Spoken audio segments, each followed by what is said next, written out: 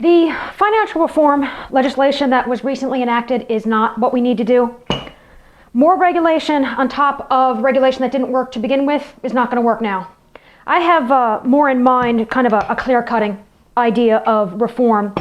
For example, I've already talked about getting rid of the GSEs and ending the mortgage interest deduction. Of course, in a tax revenue neutral way.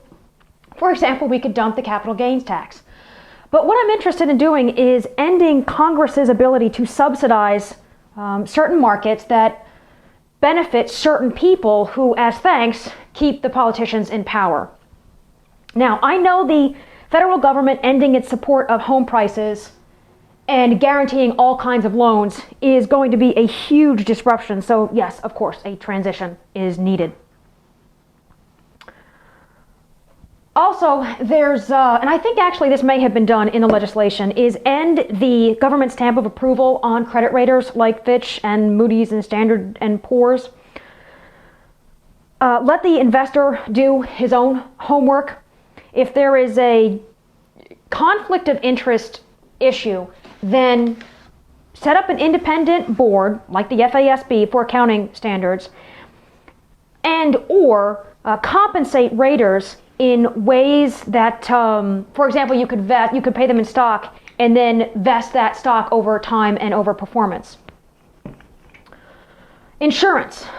We do have deposit insurance. Maybe that needs to be bolstered or increased a little bit, which, as long as it does something, I don't have a problem with. I just have to make sure that Congress doesn't use an insurance stash as a fund for its pet projects, which sometimes Congress does.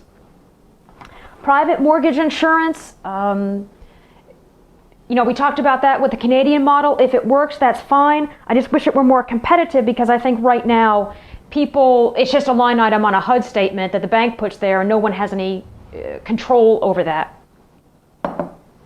And finally, I don't want to go back to Glass-Steagall.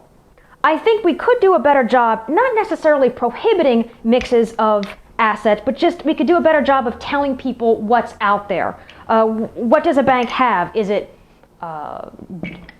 insured? Is it not insured by the government? Is it liquid? Is it not liquid? Okay, I'm botching this.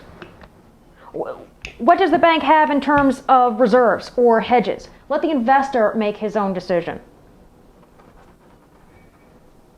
And I'm not talking about some complicated paragraph 2 subsection G thing. I'm just talking about a simple ratio or maybe a couple of different ratios that would be made publicly available at the end of every US trading day.